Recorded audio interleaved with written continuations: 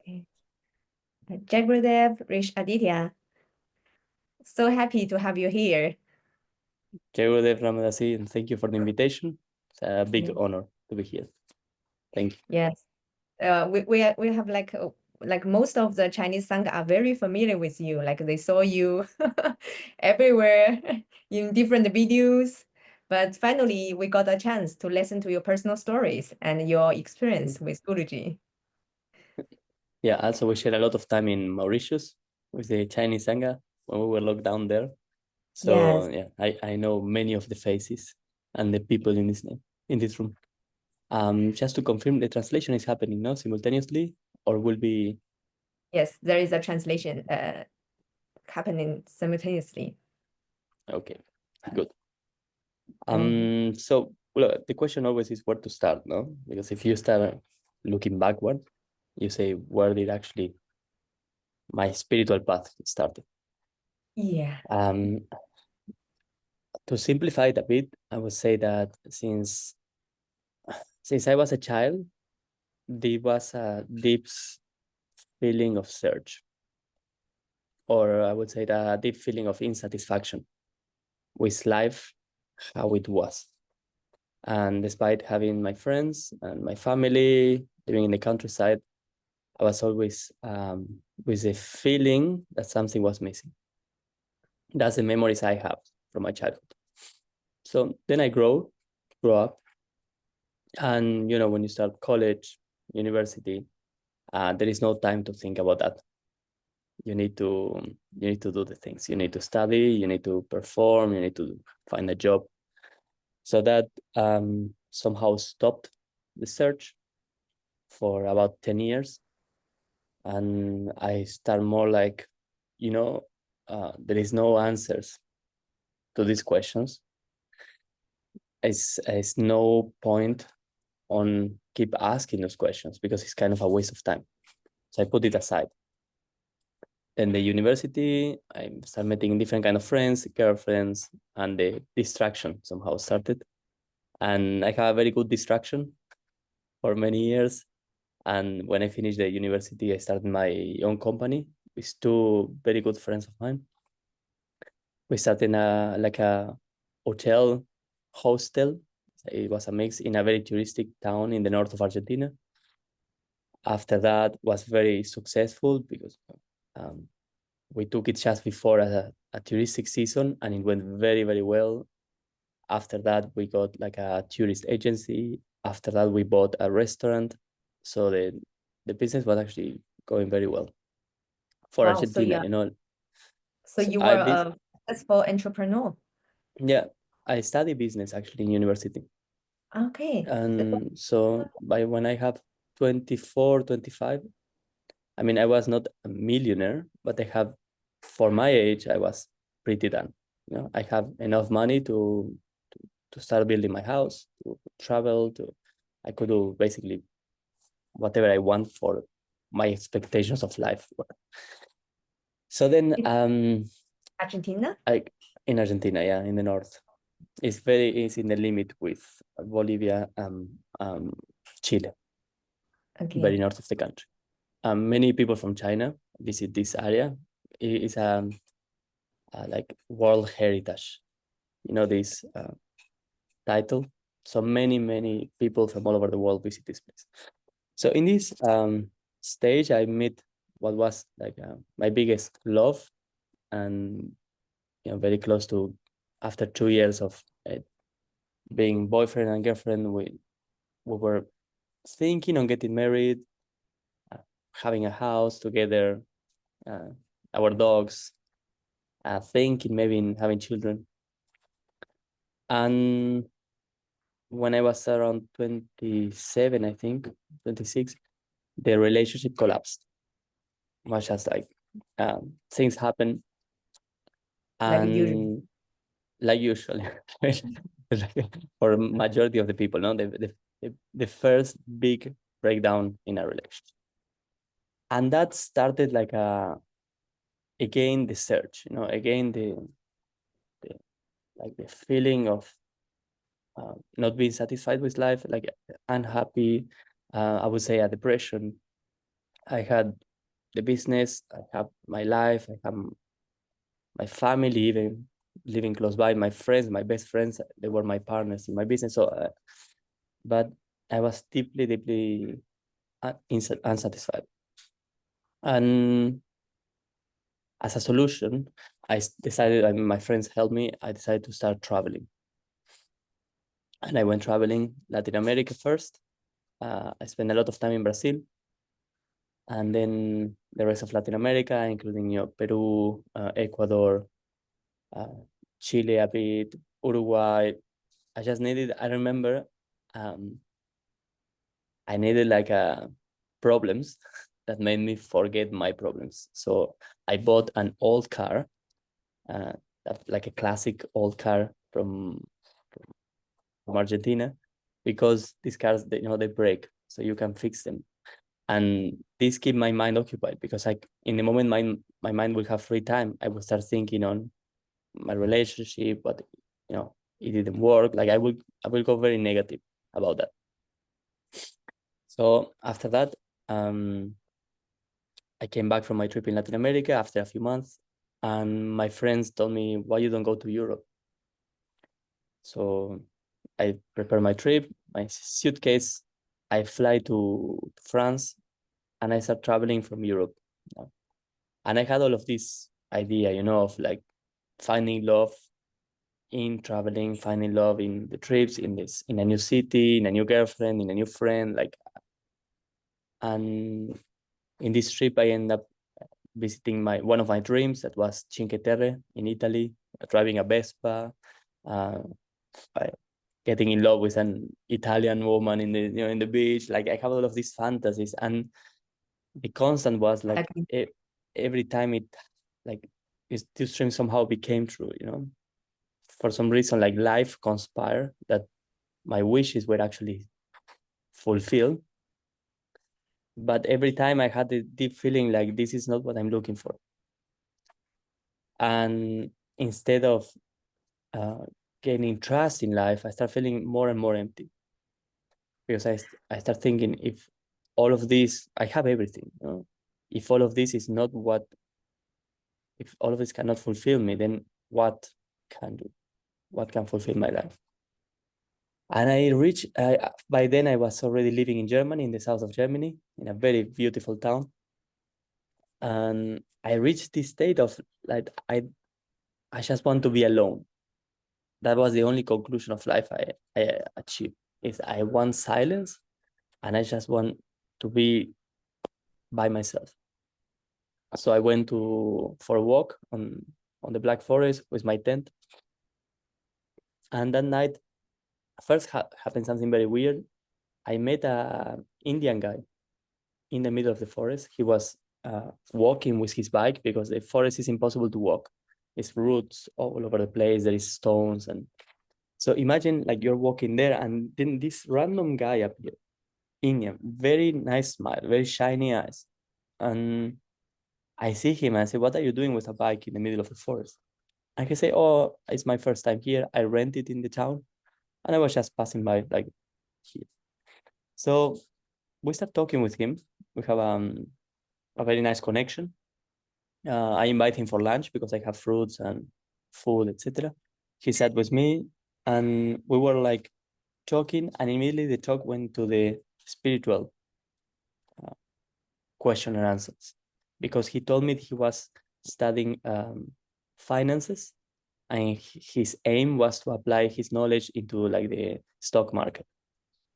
And I asked him, how is it possible that you combine your spiritual life as a, because he was speaking a lot about God, about Hinduism.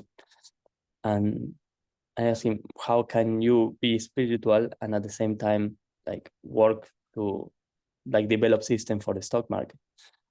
And he said, well, in Hinduism, there is a concept of dharma. It's whatever you do, like it's whatever life put you to do, you just do it to the best that you can, and you try always to work for the benefit of the world.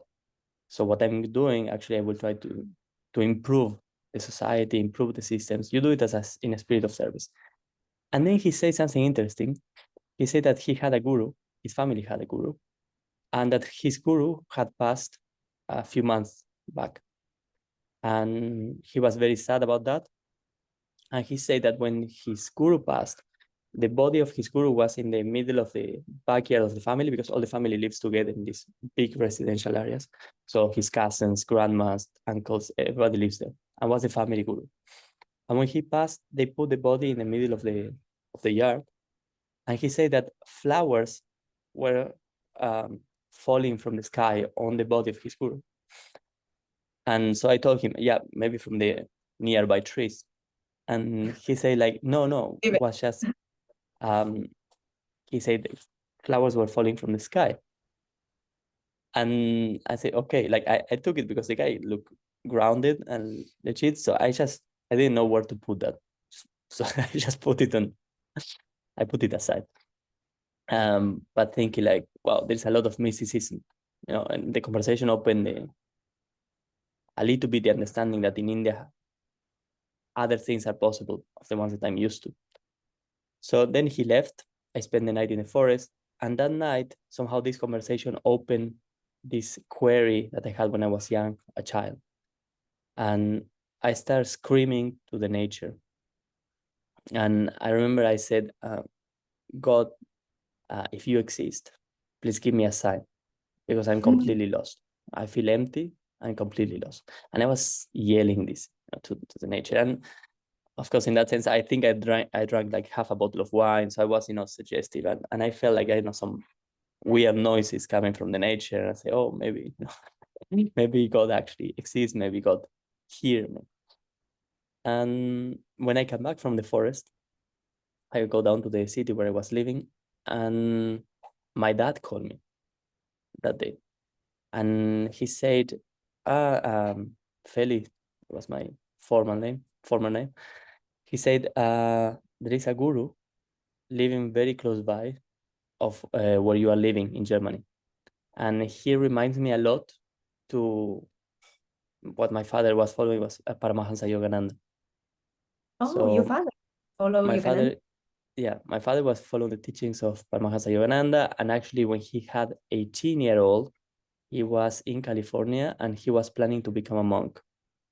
Okay. And he stayed 1 year living with the monks, and then he came back, and in the end he got married. And my mother was very somehow connected with Jesus. So this is how they share spirituality together. But when we were raised together, like the family, they were spiritual in the way they act with us, but they never mentioned about the spiritual practices. For example, my father never told me about Kriya Yoga that he was doing every day, but they didn't want to put on us beliefs that maybe they were not for us. They were like this open-minded. They say like, it's the life of our kids. They need to decide by themselves when they grow. It's only maybe at my late 18, 20s, my father told me about meditation and this kind of thing. So, but the kind of education we had was in a way spiritual, very open, loving, and permissive, to let ourselves make our own mistakes. So my dad, following Yogananda, he said, this master close by from where you are, he has I don't know, like a shine. He reminds me a lot to my master. Can you go to visit him? And, I went to the Bhakti Marga website, and you see, first picture is Guruji with a tilak. I see donations bottom. I see yoga courses. And I say, this is exactly what I'm not looking for. This is all very dodgy. This is one more of these yoga institutions. Which Yeah. year is it? It was 2017. 2017. So the new temple already open, just open. No, the new temple was 2018. So actually, it was the old temple in the light hall. So I checked at the website and I said, this is horrible. Like, I will not go to this site. I will not visit this center. So like a few hours later, my mom calls me and she say, oh, Feli, did you consider to go to this master? I say, what's your problem? Like, I didn't speak with my parents for almost 3 months, maybe. There's just a message here and there. And suddenly they are calling me 2 times and like forcing me to go to visit this spiritual master. So I got upset and I told to my mom, I will not go. Stop calling me. And then like 2 or 3 hours later, my dad calls again. Like, it Oh. was Sora. And he said, please consider to go. I really want to know about this. My father said, like, I pay you everything, go enjoy and just send me pictures, tell me how it is there. And I really got upset. I said, look, I will not go, just stop calling me. But stayed the idea on the mind. Why all of this is happening? So I was in this inner dialogue or debate. I don't want to meet this master. I want to meet him. And was one part of me was really reactive and rebelling to it. And the other part was curious. Who is this guy? And so I'm in this dilemma. I cannot sleep. And I say, Mr. Guru, if you are real, give me a sign that I should meet you. And, until then, all of this month, because I was feeling so like down and empty, and I was normally drinking alcohol every night and going to sleep at 4 or 5 a.m. because I could not sleep. So that night, when I say, Mr. Guru, give me a sign if you're real, this inner feeling of peace, calm, love, just like relaxation took my body. And I fall asleep in a way that I didn't sleep for months. And when I woke up, I was like full of energy, happy, just like, happy with life, just like with no reason, and like very positive. And I say, okay, maybe I give it a try. Maybe I go to visit to this master. And I checked the tickets, and the day before they were costing like 250 euros to go. And that morning when I checked, it's like a last minute promotion, and it cost like 37 euros from like basically the door where I was till the ashram, 4 hours trip. And I took that, okay, maybe it's a sign, maybe it's a coincidence, but nothing to lose, just 4 hours of my time. I'm not using my time for anything right now. I'm just like wasting my time in this town. So I went. And when I was arriving to the ashram, in the bus, I'm seated, and one guy comes and he looked at me and he says, do you go to the ashram? But this is 1.5 hours away from the ashram in a bus that has 50 stops, like different people. And this guy asked me that, and I say, yes. And I was just there with my backpack, like there was no sign. So the guy sat next to me, and he ended up being Kailash, that is the Swiss guy, Swiss brahmachari, who now lives in Switzerland, and who ended up being my Seva coordinator for the next 3 years. So Wow. we start in the conversations, and I start shooting him with questions. Because he told me I'm a monk of the ashram and I'm going there. So actually, also that, because it's a bit complicated to reach the ashram if you don't know, the combination of buses. There is a bus that you need to call them before to let them know that you're coming, the last 3 kilometers. So even that was just perfect. This monk was guiding me. I didn't need to worry about anything, just to go inside. And I started shooting him about questions about the ashram. Who is this Guruji? Why is everything so like weird? Why they accept donations? Why do they need yoga courses? Like I read some comments online that they say like, he's a God realized master. What does it mean? And he said a God realized master can actually give you God. It's someone who can present you to the divine. And I say, what does it mean? What does it looks like? And give me some proof. How do you know this guy can do it? And he shared a story that he has when how he came to Guruji is, or shortly after he met Guruji, his knee was swallowed for 6 months and a lot of pain. He could not walk, and they recommend him to ask Guruji for help. So he asked Guruji, and Guruji told him to do something. And after 1 day, his knee was okay. And it's like, oh wow, okay, that's good enough, it seems this master has knowledge. So I arrived to the ashram with this monk, and can you believe that day is Narasimha Chaturdasi? That is the day that they worship Narasimha, the lion. Yeah. And Guruji was not in the house, but we arrived like at 4 p.m. and they told me, get ready, that like around 5:30 or 6, we start the celebration. I say, okay, let's see what it is. And then I go to the place where they were celebrating, and they have this huge Narasimha, like, I don't know, 2.5 meters, 3 meters. Like it's not like a stone Narasimha, it's a light Narasimha that people can hold it in their Okay, but shoulder. where is that dating now? We didn't see it. No, they put it on like they discharged it because they already used it for many years, Okay. and now they have the other one that is under the roof. Mm. You know, on the way back, the way down to the tent, there is that Narasimha with Prahlad. So now they use that one. Before was a different one, and I think Okay. that was the last year they used it, or maybe one more year. So they were all holding this huge Narasimha, and people is dancing around and going under the deity and jumping and dancing, and they are all like super happy and doing music. And I said, man, these guys are completely crazy, but they looks like sweet, dancing around this lion. And I called my friends from Germany, from Freiburg, and I said, look at these dudes, like they are dancing in front of this lion. They're completely crazy. So I started doing videos, and I was remembering these moments the other day. So I asked the person there, like, do you sell some beers here or something? Because You I, saw I, it in the club. I felt like I want to connect with them, but I can't, like they all look so happy, so connected to the celebration. And like the joy they have is like I wanted to have that, but I was in a different frequency. It's like you go to a disco, to a bar, and you need to drink, then you get into the same vibe that everybody, and then you can dance. You numb a bit your mind. And they say, no, we don't drink alcohol. We don't, like, drug free, alcohol free. And so the first question that arises in my mind is, how is these people so happy?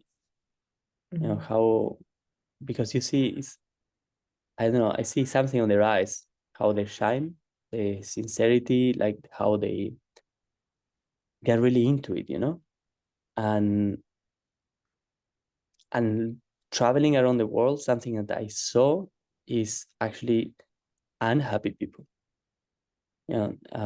They're happy actually only when you sit in the bar, you drink a beer, and that was the moment you connect the most. But otherwise, it was very difficult to connect with people in a deeper level. And in this place, everybody was open, friendly, sitting at the table, sharing. Everybody was amazing stories. And inside, I was feeling like I want this. I want what these guys have. This is like, it feels that they found something. Nobody wanted anything from me. If I would not have been there, they would be happy. If I'm there, they're also happy. It's just, how to say? They were just themselves somehow. This is what I could see. They were just how they are. They didn't care, and I want that for my life. And I start asking questions. Of course, I start sitting and I start inquiring. So I start shooting questions. They told me, ask the people in orange. They are the Swamis. So the first one was Swami Neruda. He speaks Spanish, and I start asking questions about, I don't know, why do you have a aquarium with fishes? The fishes should be free. Why you have them locked? Why the woman needs to be seated separated from the men? What is this? The world is going into inclusion, coming all together, and there is so many rules in this monastery. Why do you have this? So it was cool because I could shoot my questions and nobody feel offended by that. I could ask whatever I want. Why so much devotion for this master? Why you treat him so specially? Like, I saw some picture of Guruji using a jewelry, and I say, like, if he's an embodiment of renunciation and simplicity, why he's using so much jewelry? Yeah, that's typical. Yeah, It's that's a typical. a number one question, I think. But what I found super cool is that, on their own way, they all answer. You know, sometimes I was satisfied, sometimes I was not, but in the end was like, they say like, you know, is that really important? They said like the master, there's something they really repeated was, you cannot really understand the master because the master operates in different levels.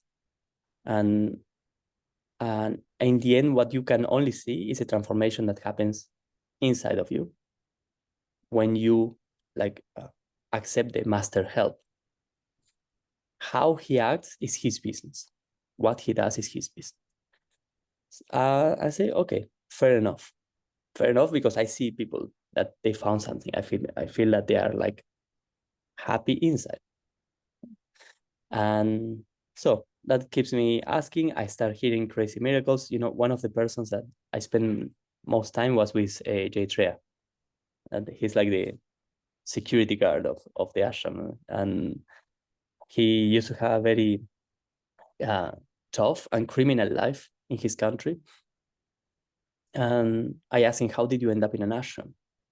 You know, and he said that his sister was following Guruji and she asked Guruji for help.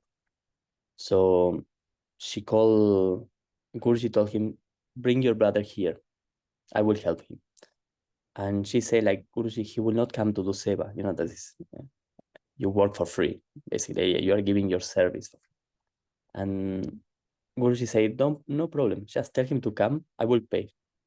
So they arranged for money and they brought Jay Treya to the ashram. And one of the sweetest things of Jay is that he felt that Guruji was cheating on everyone. He felt, who is this guy, you know? Why the people is bowing down to him? Why people pay so much respect to him?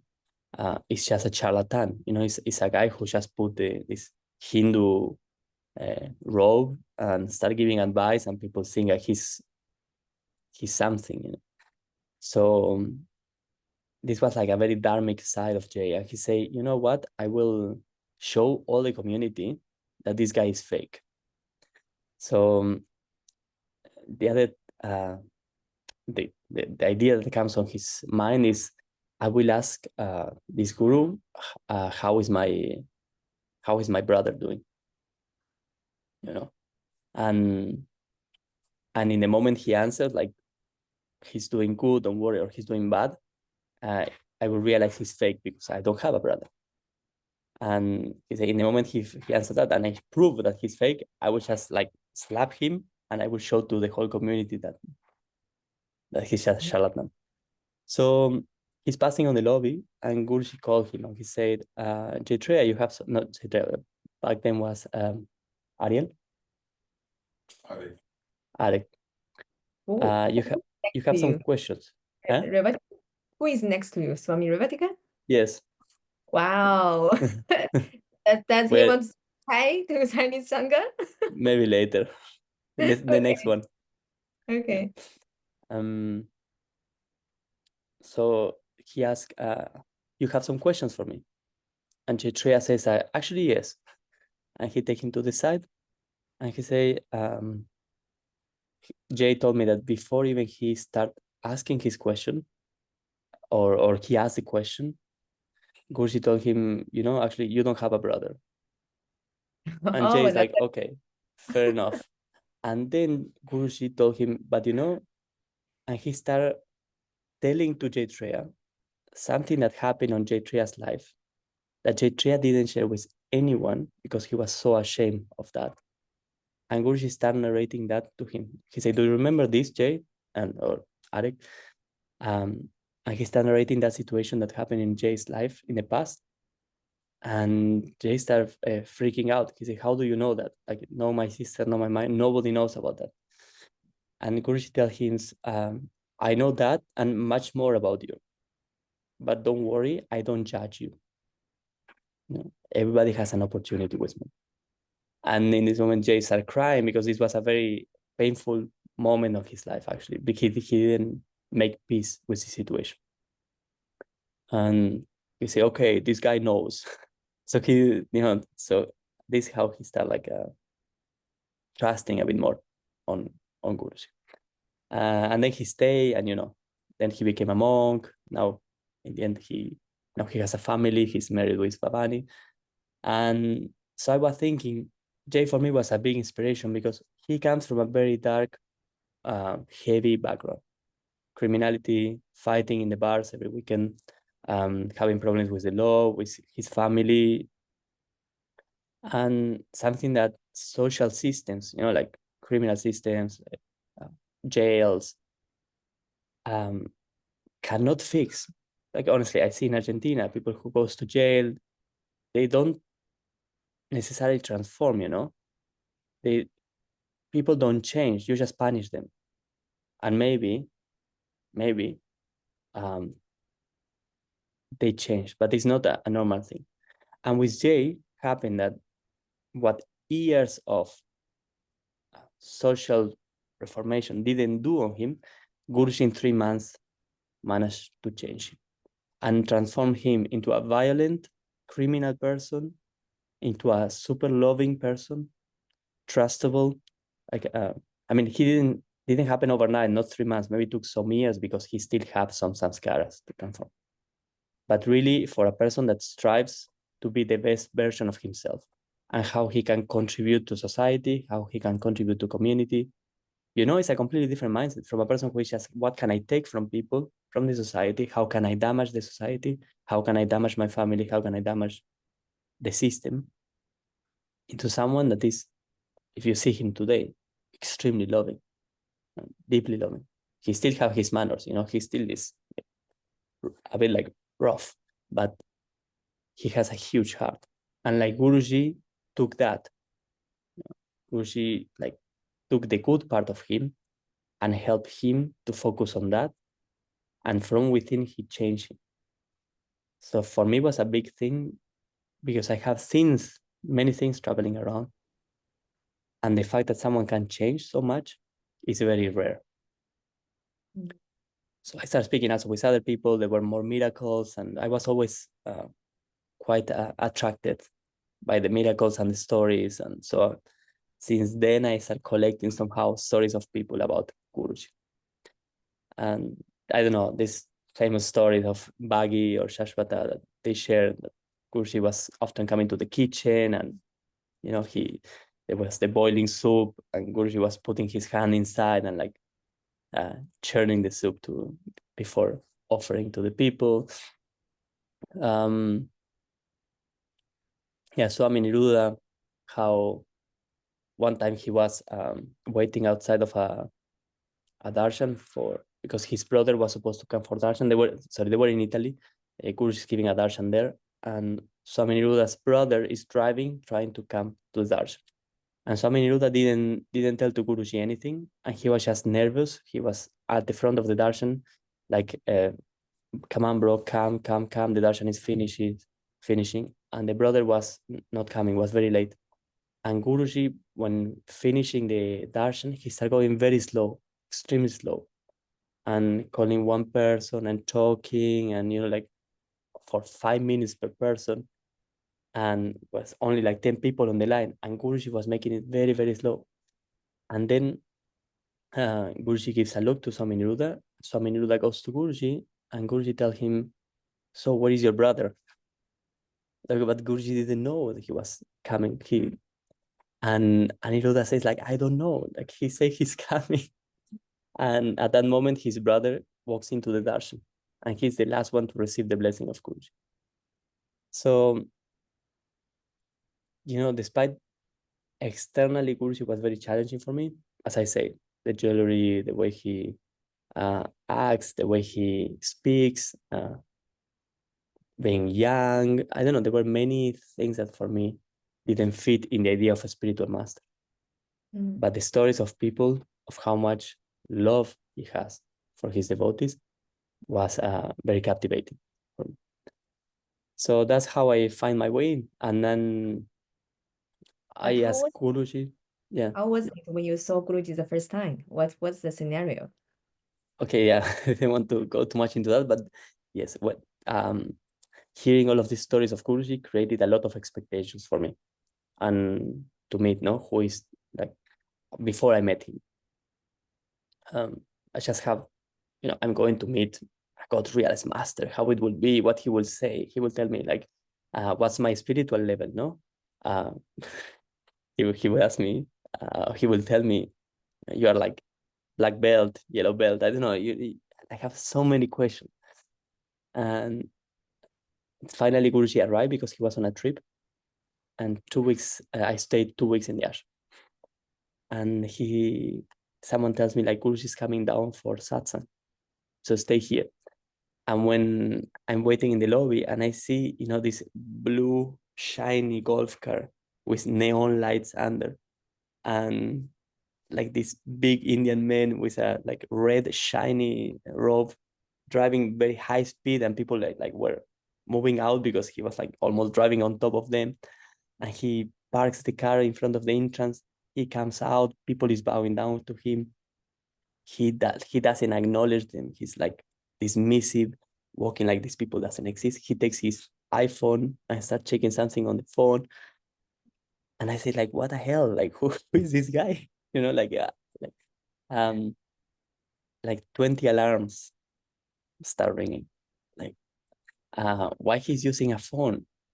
Why he's driving a golf car? Why he's like not being kind with people?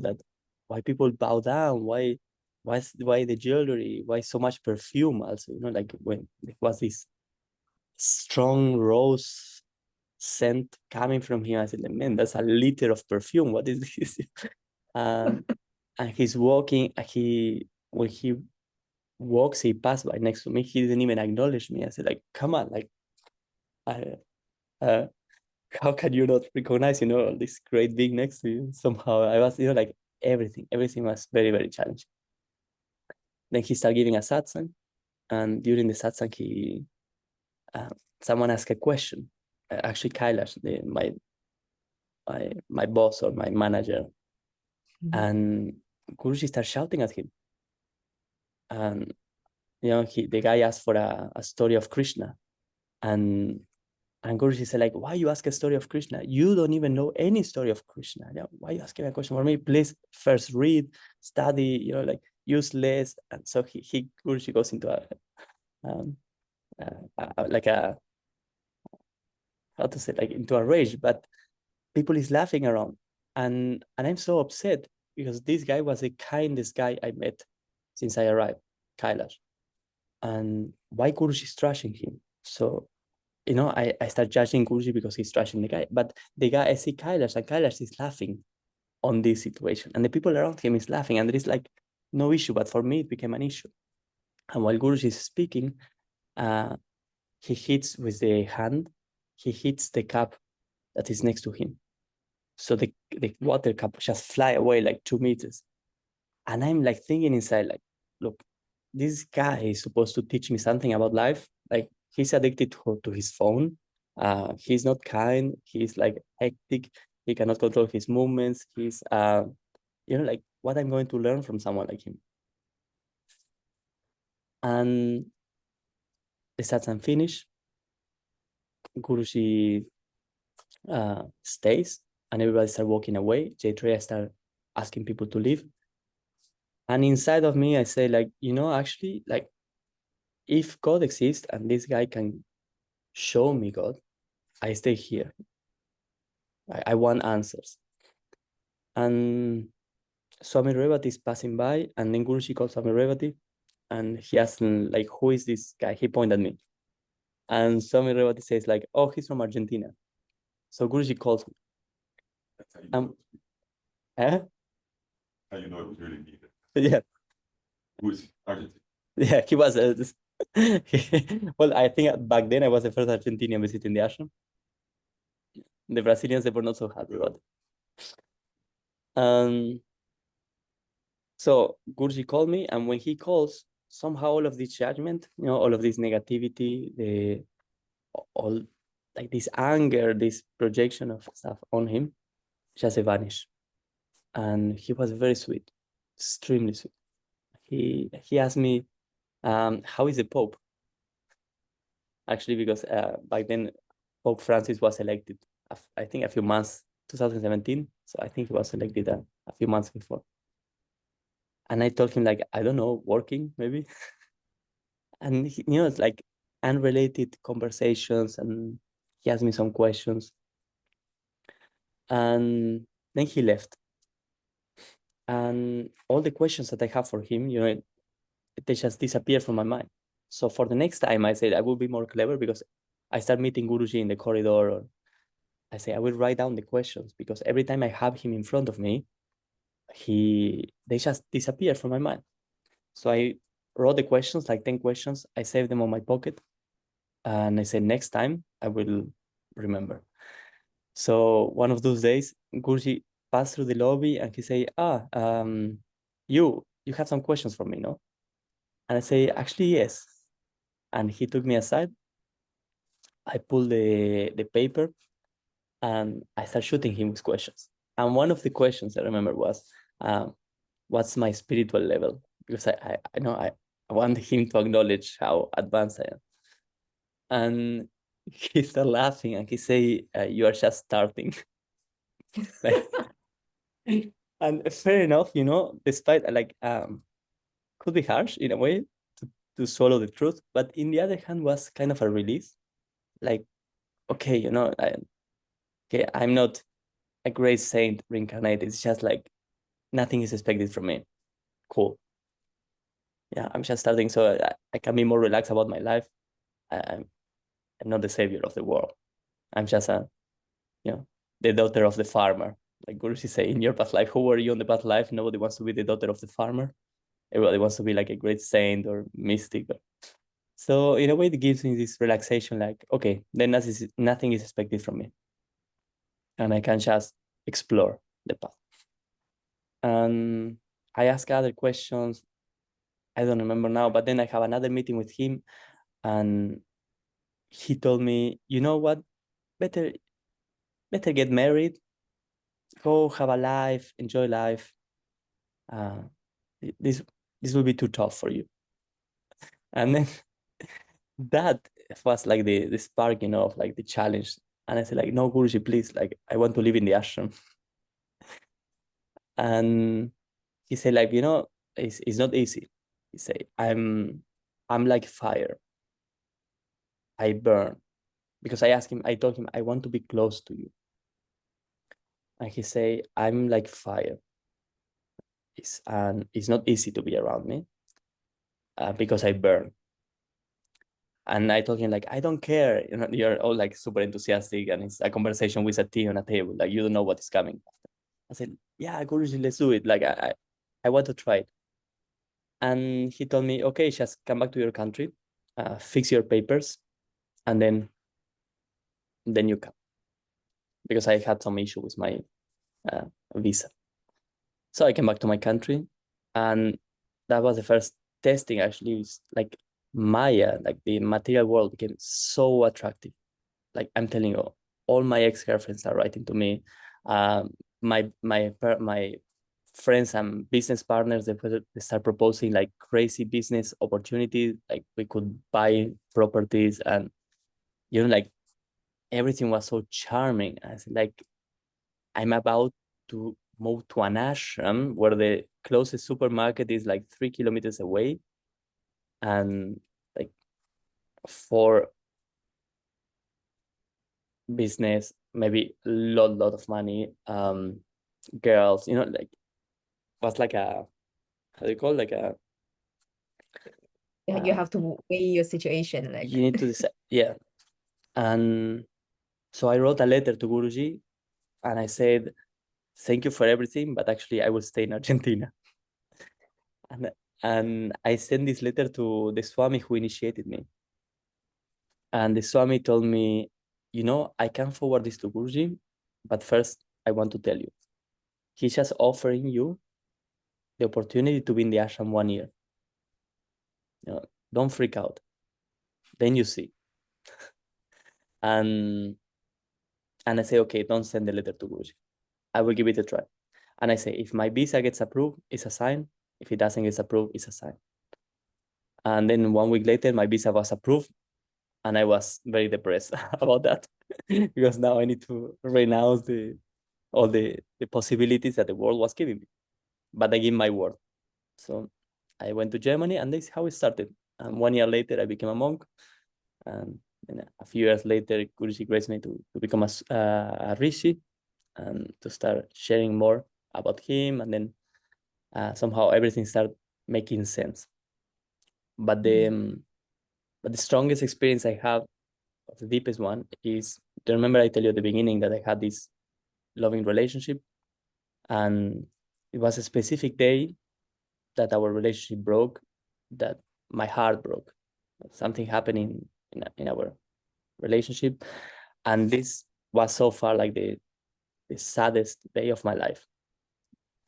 And one day I'm in the ashram, and I'm in my room, and I'm remembering this, and I'm a bit like crying and remembering that, and what like this, remembering that could have been the possibilities of a dream of getting married. And so I say out loud, Krishna, were you with me when my heart broke?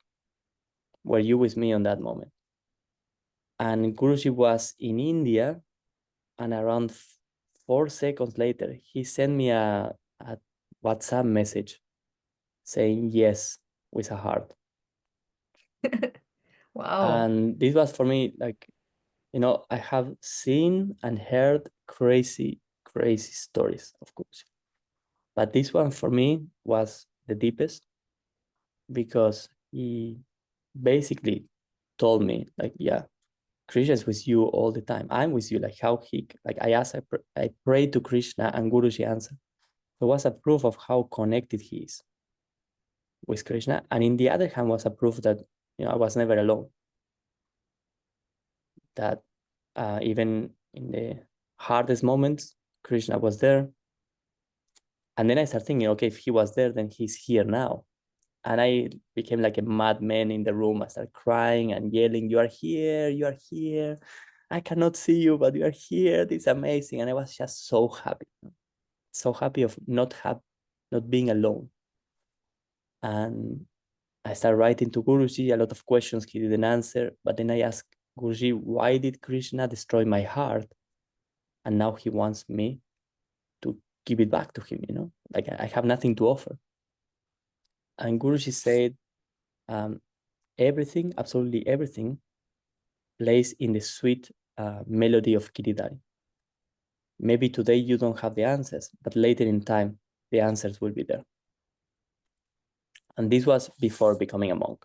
So when my spiritual path with him starts unfolding, then everything made sense. And I could see how, the mistakes, the flaws, the tough moments, how everything actually was leading me to meet Guruji.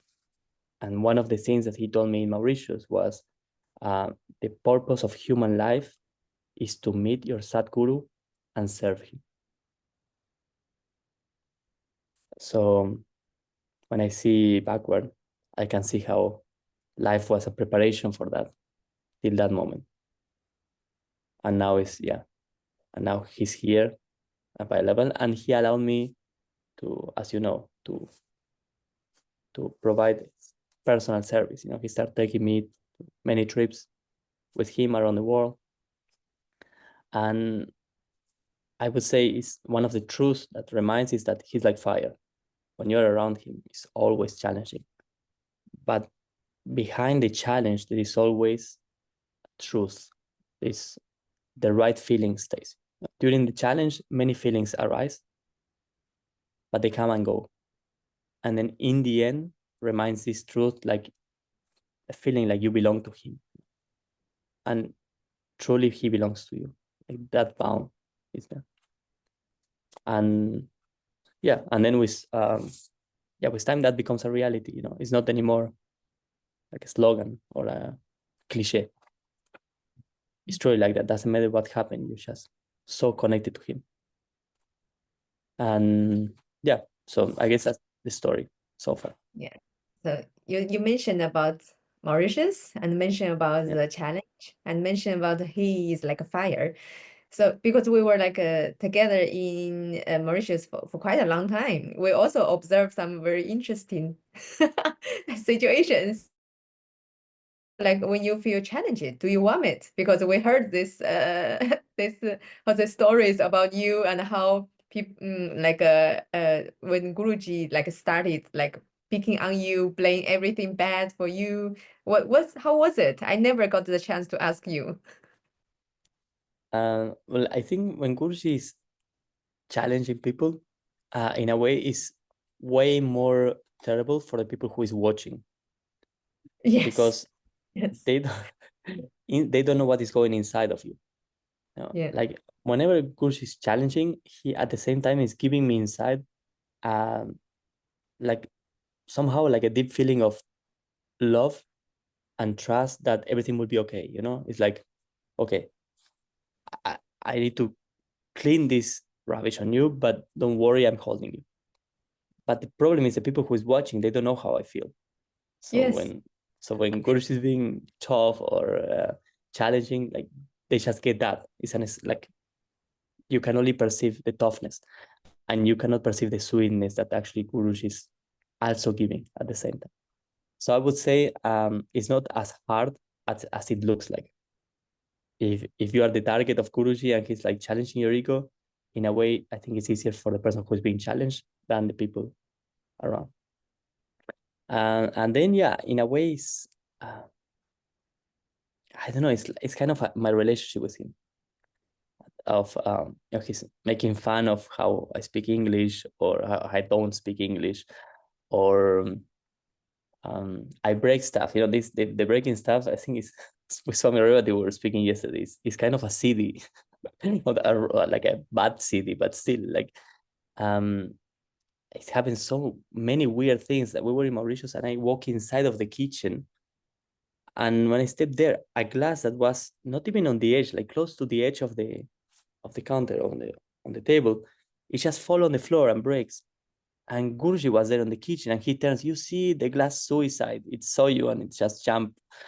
Or he asked me to, I was carrying, this is recent, like it didn't got better. This is something that is part of the relationship, I think. We went to Finland and I'm preparing Giridhari for an Abhishekam, the personal deity of Guruji. And Giridhari has 2 chains that they should never come out from.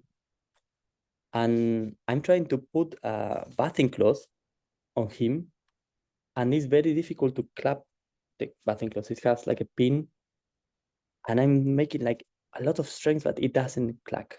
And then finally it clicks, and then unclick again. And when I see there is only 1 chain on Giridhari, I was like, oh man, there were 2. I'm quite sure there were 2 chains on him. And Guruji is coming. Abhishekam is happening in 1 minute, so I don't even have time to search. I put the bathing cloth finally, and I put it on next to the Narasimha for the Abhishekam. Guruji comes, and I think inside, okay, I don't think he will notice it, like the event and stuff. So we finish the Abhishekam, and Guruji take Giridhari with him to the room to dress him. And in the room, he says, where is his necklace? And I'm thinking like, oh man, he actually noticed it. Of course, he always knows it, but he let the Lila play. And I go back to the Abhishekam place and I found it. It was in between the carpet and the wall, just in the corner. And Guruji, Guruji gets upset and how is it possible? You always break everything. Like this have never left Giridhari. And you take him for a bath and the first time and he lost his chain with you. So in a way, I think it's just how the relationship is. I always dream to have, I don't know, like how this guy has a relationship with him or this other person. But in the end, I see that I cannot choose. Guruji is the one who chose the relationship. And in Mauritius was a bit the same. I'm always somehow a step behind him, of what he needs. So it's a bit late, always rushy, always breaking, always messy. Like he gives me paper. Like one time he gave me a Guru Gita, and we went to visit a man who organized a darshan for Guruji. And Guruji told me I need this Guru Gita later to give to the men. And I say, okay. So I put it in my backpack. Whenever it's something important, I put on my backpack, because if I bring my backpack, I never forget anything. We arrive to the house of this person. We have dinner. We leave his house, and like 300 meters, Guruji said, "Oh, I need to give him the Guru Gita." So he drives back. I say, "Aditya, give me the book." So I put my hand on my backpack, and I felt a very soft material that was a splashed banana inside of my backpack, because I forgot I put also the fruits. And I say, "Oh man, it's on the same pocket that I have the book." So I take the Guru Gita out, and it has a huge banana piece, like stick to the to the to the To the cover, cup. Mhm. to the front. So, and I remove the banana. It's all of this like a, like all the stain, wet and like a sticky. I just cannot believe it. How this. I mean, I can't believe it, because it happens every day. Like basically with Guruji, every day I have one of these. I say, why now? But the car is quite dark, so I try to clean it in a way that it's not rest of banana. And I shift the book. I turn the book, and I say, "It's here, Guruji." So I give it like flip it, so he will Yeah. not see it. And he take it, he turns on the light, he flip it back, and I say, "What is this?" And I say, "Oh, Guruji, I'm really sorry. I put it with a banana." And I say, "You idiot, why you don't take care of the things I give you?" And the guy who is waiting for the book next to Guruji says like, "Oh, Guruji, don't worry, it's a blessing from Aditya." And this makes Guruji furious, even worse. So he turns and he starts shouting at me. He say, "I will leave you here. You will walk back home." And in a way, it's kind of fun. I know, to see Guruji in this Ugram form, because it's, for me, it's like a dad, like a dad with that. You do think he gets annoyed, he shouts at you, and so we have a lot of these situations. Honestly, once a day, I had dinner with Guruji for the last 6 years, and every dinner is a situation that I feel my life on the edge. Then during the whole trip back, after giving the book to this person, he said, "I will leave you here, then you will back home." But he's always, at the same time that is like, challenging, he's very, very loving. And after that, he always said like, "Oh, but but you have a nice heart, you have a big heart. This is what I like from you." Then he says, the most important is effort, dedication. It's not about the result. Like, he spoke a lot about perfection. On the last time we spoke, just before I came to New York, he was saying that a human perfection, like humans understand it, it doesn't exist. It's not about that, and it's not what God is looking for. If you see in the Bhagavad Gita, it says that actually one should give up the result of our actions. And I think something that Guruji was really training me is to that, because it never goes the way I want with him, never.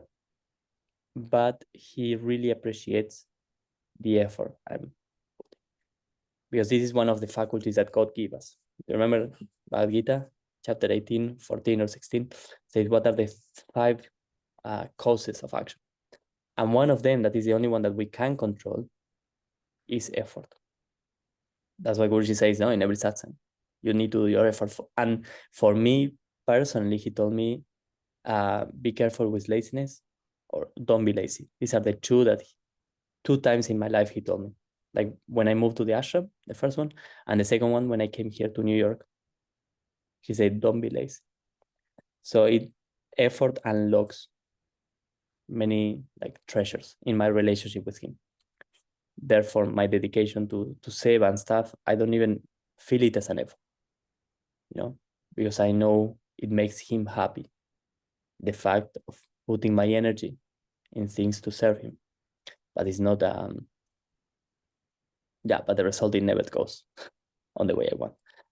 And he shared a quote recently. There is a group where Guruji shares many things, and was a quote from a saint, and he said, God doesn't look to the result. God is not interested in the results. He's interested in your efforts. So I would say that's a very representative quote of my relationship with Guruji over these years. But yeah, coming back to Mauritius, we had many other situations. One time we were in Rodrigue, and we need to take the plane back, the flight back to Mauritius. So it's like 12, and I heard someone saying like, okay, we go to the beach and then we fly. And so I relaxed. I was with my shorts, Bermudas, and there's my backpack still not packed, and it's full of food because the people were saving food there to take to Mauritius, not to waste it. So I have like olives, pickles, pasta, rice, some cooked stuff, some non-cooked stuff, salad. I know, like Swamini, everybody, we say, let's put here, and then we organize it. So I'm there, like ready to go to the beach, and I see Guruji fully dressed, robe, with his suitcase ready, walking. And I say, are we not going to the beach? And someone said, like, what do you mean? Like, we are going to the airport. We have a flight in like 1 hour or something like that, or 2 hours. I said, what? I have nothing ready. My suitcase is full of food. And everybody's basically leaving. Like, one car only stays behind. So I have no time. I just grab this suitcase full of stuff. I close it. I dump it into the car. I pick up my stuff, and we run behind Guruji. And when we arrive to the airport, I say, okay, cool that Guruji is maybe already checked in because he came like 20 minutes, half an hour before. So when I'm in the counter, I put my suitcase on the counter, and it's like 45 kgs. I don't know, it's a crazy thing. And I see, and it's dipping like a liquid from my suitcase. And when I see that, I say like, oh my God. And I hear a voice from behind, Aditya. And it's Guruji, who is, for some reason, he came late, and he came on the exact moment I'm on the counter. I said like, no, why this? I opened the suitcase because I need to get rid of 25 kgs. And I see like the olives broke. So I have glass, I have liquid, I have things floating all around. I have like everything smells, everything's sticky.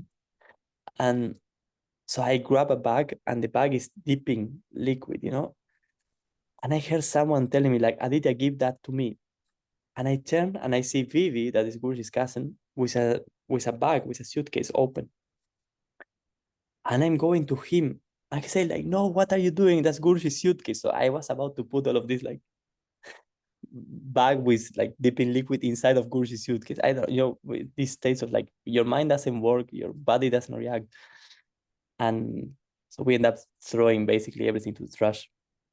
And Guruji, why always with you the same? You never change. You just create chaos around you. I cannot take you anywhere. And I'm thinking like, Guruji, why you keep taking me to every place you go? He's traveling all around. He keeps taking me, but at the same time, he's always complaining about it. So in a way, I think he also helps me to just keep the ego on the side. Don't feel you're so great. He always allows me to have these situations when I remember how chaotic I can be. And in a way, it's like he likes me like that. It's like the real change that I feel it happens is that I start to accept myself. Before I judge myself, I punish myself, I feel bad about myself. And now I can see with him, it's more, honestly, it's with love, accept how I am. And if I can, I do it better. But it's not all of this weight of how I should be. And this actually helped me a lot in my relationship with God, because I stopped feeling judged by him. And what I see on what the teachings of Guruji are clearly for me is one needs to develop that loving relationship with God. Is the full purpose of life. The meaning of life is that. So the fact that he showed me this is God doesn't really judge you. Honestly, God loves you more than anything. And that helps me a lot to go deep into this relationship with him. So it's like because we judge ourselves. That's the biggest obstacles between us with because God. we create a blockage on that. you know. Again, this self-feeling of like we should be perfect is there. And this creates a lot of psychological distress that doesn't help in my relationship with the divine. So it means perfection does not exist, or there is another way to understand perfect. It's another way to understand perfection. And it is more related to stop judging than actually, because how things and acts in the world, if you think they are mistakes, then again, the same question, who is more powerful? God or the world, how things or karma. So for me, it's more about accepting that everything is the lila of Narayan, the good, the bad. And for me, that's the only way that I can transcend the mind, because the mind needs polarity. The mind needs to say, this is good, this is bad, this is white, this is black, this is separation, dissociation. And for me, the only way out of that is actually understanding that as far as I am in this duality and judging things, I'm far away to understand God, to feel God. Now, if I keep judging, not only myself, but the reality, situation, the world situation, how things unfold. If the judgment is there, then I cannot see Narayana behind everything. And something that Guruji often refers is, he said to SPN residents, he said many times, the difference between the saints and you is that saints don't worry, saints don't judge. So that's for me a huge learning in all of these years. Things just happen. Our role is to do the best we can for a better world, Loka Sangra, to pray, to help, to engage ourselves in the mission of Guruji or missions that brings people closer to truth. No to peace, no to war, no to truth. And what is truth? If not understanding that everything is in the control of God. Yeah, and from there is actually, with that understanding, I can become someone who helps people more than someone who tells people what to do, is to live for myself as someone who understands that everything is a lila of Narayan. And one of the things that Guruji told me now that when I moved to New York is, Aditya, you need to learn to find me beyond time and space. He said, I'm not in this outside drama rubbish that people call love. That's just a game of the outside. You need to find me beyond time and space. I'm there. And he said, you need to understand that everything, absolutely everything, is a lila of Narayan. So again, that's for me the biggest learning. In my relationship with God, if I'm judging how reality is, people, countries, myself, I'm far away from the understanding that God is actually perfect in the imperfection. Because the perfection of the mind is different than the perfection of God. Yeah. There is another story I forgot from Rodriguez, actually. When this is a famous, today I share the most famous story, so I'm sorry for the people who already listen on my satsangs, so you hear my stories maybe many times, but this one, giving the fact that we are having my testimony, this story happened in Rodriguez in 2022.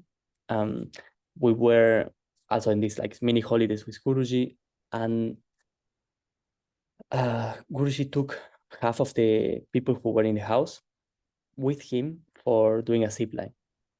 Ramdasi, I think you remember this story. Guruji Yes. took half of them to go into this attraction that is basically you go on the top of a mountain and there is a line that connects to another mountain and Yes. they hook you and then you fly to the other side of the mountain. And Guruji took the group in the morning. They came back for lunch. I stayed back with Swami Parantapa cooking for the group who went in the morning. And when they came back, Guruji was so happy of how the attraction went. And he said, I will take the other half of the group in the afternoon. And we said like, okay, cool, sweet. And 10, 15 minutes later, a huge storm started. So while we are eating, there is this, like the sky is pouring. It's really, really bad. So we finished eating and Guruji said, let's go for the zip line. And we look at him and we say, Guruji, we really appreciate that you want to take us there. But honestly, it's not needed. It's clearly not possible. And he forced us basically. He said like, I say we go, we go. So we end up going with him in these like 4-wheel cars and we are driving. There are no cars on the street. It looks very dangerous. Like water is covering the streets. The rain like is so hard that even with the highest speed on the windshield, the cleaner, you still cannot really see. There are trees falling. There are like cables with the trees falling on the street. It really looks like an apocalypse. And more we go up, it gets worse because it's windy. So when we reach the top of the hill, it's just so windy then that I don't know. Everything looks so dangerous.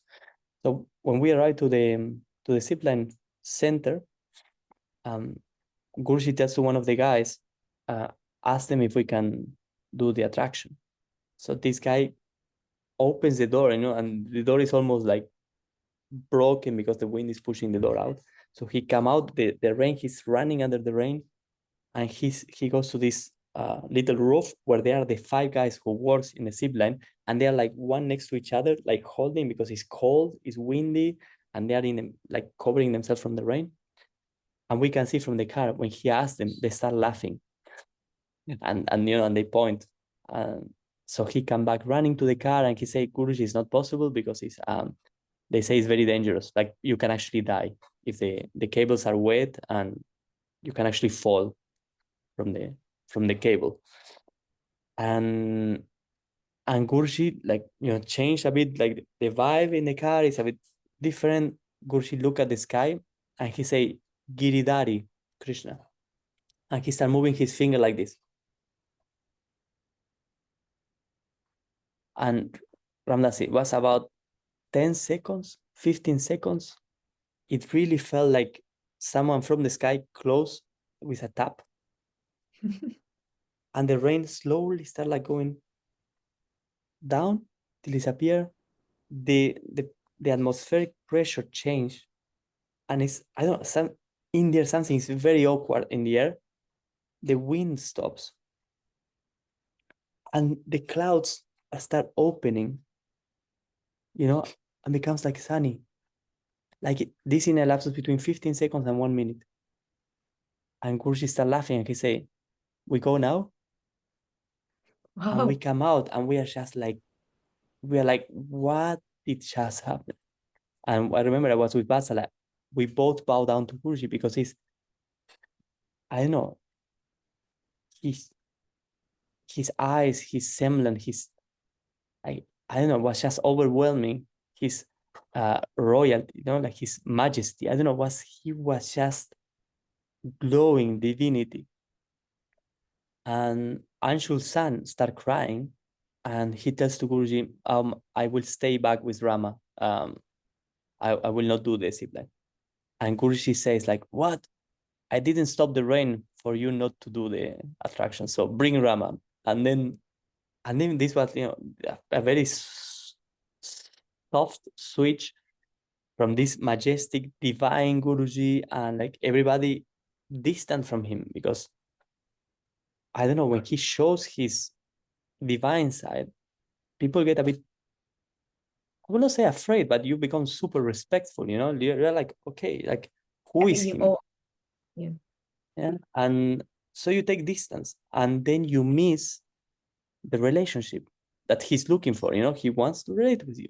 He is ultra majestic, but he also wants to relate with with the creation of God. And so he started making jokes, and then he puts Rama, the son of Anshul, in the zip line, and then Rama is like, and he goes from one side to the other. Everybody's laughing. Guruji is filming videos with his phone, and then later on, I received a video by Guruji of when he was filming me when I was on the zip lines. So he changed somehow that he is majestic, he is amazing. He is not from this world, but he wants to relate with us. Yes. Then he covers himself. He adds human. That's why my whole story when I met him, he's more human than the humans. Yeah, and he does it in a way that people can approach him. Mm. But if you judge him, if you judge how he acts, the leelas, then you push him away. So also I can see with him is the judgment that I was speaking before about myself, about God's plan. It's also a judgment on Guruji. He's just how he is, and he make it like that because like these people can relate to him. If he's too divine, then it's very difficult.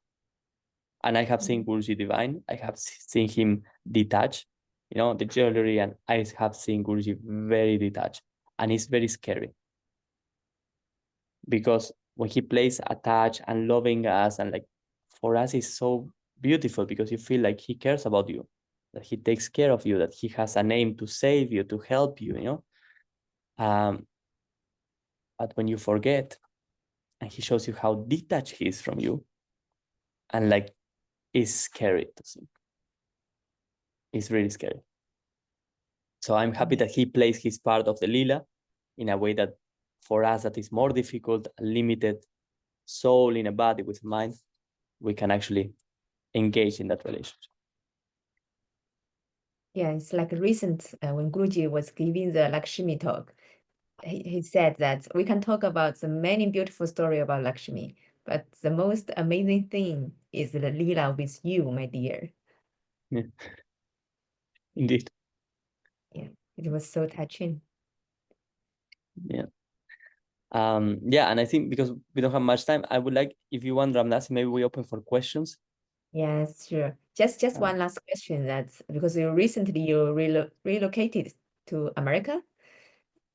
Do you want to say something about that?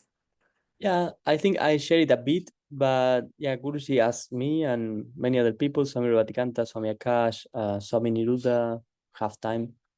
Adi Lakshmidasi, Rishi Jayagopal, Rishi Kabagi, and few others to move to USA. And so we are here now, we are in New York, and with activities, and basically the instruction he gave is that he wants that we bring him to the world, we share about him. And one of my biggest fear was actually to lose my position next to him, to his side. I was having dinner with him every day. And that fear was like quickly gone when I arrived, because somehow when going out and sharing about him, kirtan, satsangs, sharing his stories, his teachings, I feel him even stronger than when I was next to him, physically with him. Or serving him now, when I have this strong feeling of serving his mission, it's like I don't miss him in his physical form, because he showed me how present he is. It's like I told you yesterday the story of this guy. It was one guy who could not go to the event we will do today, and he didn't know that yesterday we were also doing an event, and we had a very crazy, problematic situation with the parking. We went around like for 15 minutes. We need to wait Swami Revati, so we lost like 20 minutes. And because of this, we met in New York, in the middle of the street, with this guy that, one of us knows him from one of the events, but we don't know the guy. And in that moment when we met the guy, he 10 seconds before he did a prayer, he chanted Om Namo Bhagavate Vasudevaya, and he said, okay, God, make your will, but I would really like to see the monks because they are here in New York. And like 10, 15 seconds later, we cross on the street on New York. Like there's many people in New York. There are many neighborhoods. There is, and we were just like not even in our neighborhood. We were going to another place. So you start seeing how Guruji is behind every single detail. When he's around, it's like he's the focus. But then, I mean, you know more about this because I'm learning about this. And so when sharing about him, when the aim is to serve him, when the aim is to speak about him, when the aim is to share his teachings, to bring him to the world, because for me, it's the biggest help that the world can have, honestly, is this, that people awake in their loving relationship with God. That's something that will remain when we all live this reality. So when we do that, when I engage on that, I feel him very, very close, very like deep inside of myself, and miracles start happening and coincidences start happening, and like he's showing us that he's around. Wow. Yeah, that's amazing because such a big group relocated to America. So like we're all very looking forward, and the Guruji gonna be there in this September, I guess. Yeah, actually, it's after 13 years, Guruji himself will give Anma Kriya Yoga. And that's unique. That's really unique. He will give the bhaktis, the techniques, and he will give also the Shaktipat. So if anyone can, Newcomer. no, it doesn't matter. Even if you have Kriya, you can get it again from him. Okay. Either online or you can come in person. So yeah, highly recommend it. If you have the opportunity, the time, the money to travel, I'm sure it's super expensive to come all the other side of the world. But if you can, will be amazing. And it's not many places, it's a very limited. It's only 500 people. Okay. So yeah, Nice. looking forward to see you if you can. Yeah, that's what I was wondering. Maybe you can introduce a little bit about this American trip program, so more of us can know what's gonna happen.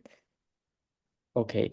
Guruji will arrive around beginning of August, and he will leave by 20th of September. Okay. And in August, he will have different programs. He will have a darshan in New York City on the 9th. Then he will go to Miami on the 20th. Then he will go to Canada by the end of August. And then he come back to Elmira near New York. And he will have like this Anma Kriya, they call it Soul Awakening, from 11th to 15th. He will have also, he will celebrate Krishna Janmashtami and give darshans in Elmira between 4 and 8 of September. So it will be a 1.5 month full events with Guruji. Wow. If coming, like I would recommend September, if you come from far away, these 15 days, in a way to get like 2 darshans in Elmira, Krishna Janmashtami, the Soul Awakening program in one roll. I think will be unique. Honestly, I think will be unique. Because with the Kriya, you may know the story of Atma Kriya Yoga. He gave it many years ago. And then the teachers, they shared that it went in the direction of explaining too much the technique of the benefits. It becomes like a very scientific, materialistic oriented, because back then they understood that was what the people were looking for. And at some point, Guruji said, this is not what I teach. Kriya, Atma Kriya is about love, it's about bhakti, it's about devotion. So I think finally we are ready, and he himself wants to, refresh that knowledge that he gave many years ago. Finally, we came back to the starting point Yeah, that he can, that's very and important. he himself will give that knowledge again. The Navada Bhakti. Yeah, so will be full. Will be a lot of teachers to go through the techniques, but Guruji will actually go into the deepness of the technique. The root of the technique, that is Bhakti, and how to awake that loving relationship with God. Yeah, just to clarify one very important point that people care about, that for the Shaktipat, for the people who already learned Atma Kriya Yoga, they won't get it again, right? They won't get it. No, I mean, you don't need it. Yeah, just people always want, if Guruji can give, maybe.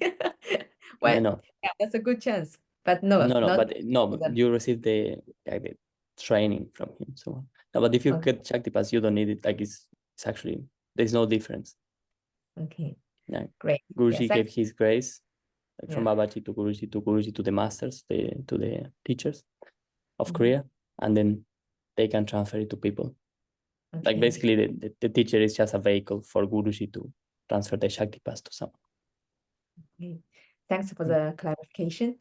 So I guess eventually we're gonna open the question and answer. Maybe we were able only to answer one question. So if any one of you would like to ask, you can open your mic or you can type in the chat.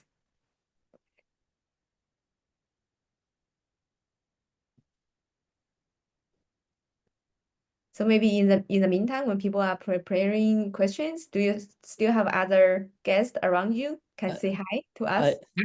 No, they left. I mean, I have one, but they are doing puja. Okay. I wanted to show you. Oh, some picture of Guruji or video? I have some stuff. Yeah, from Mauritius time. So let me see. Nice.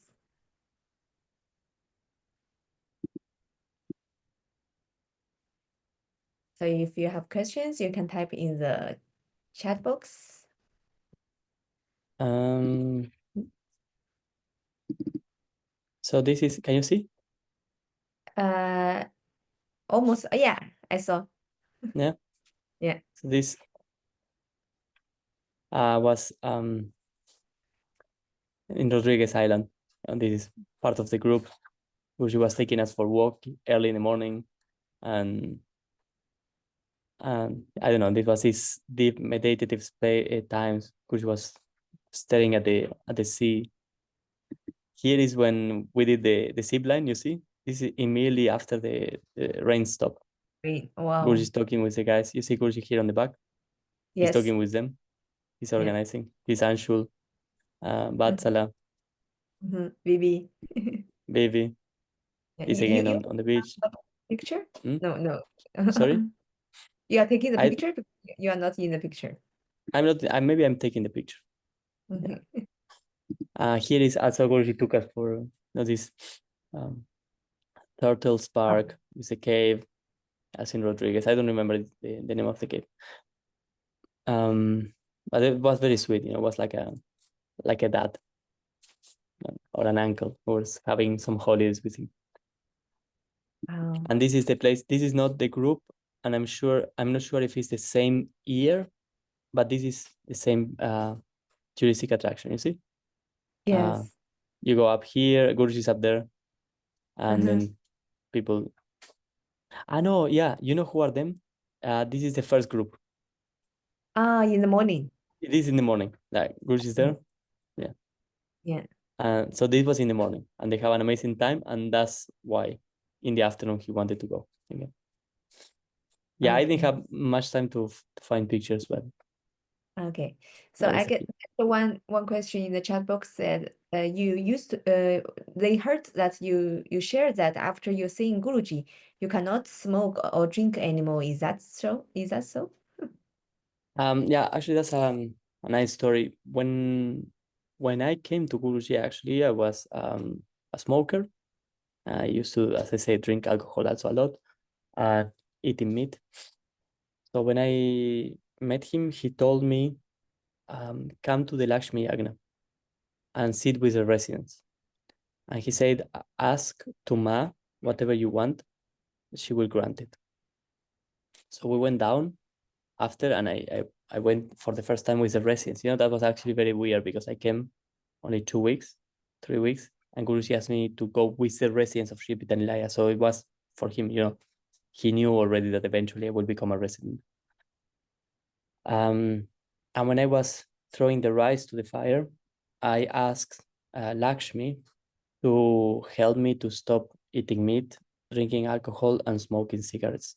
Because smoking cigarettes for me was a deep battle that took me 10 years and many failures, and I could not stop.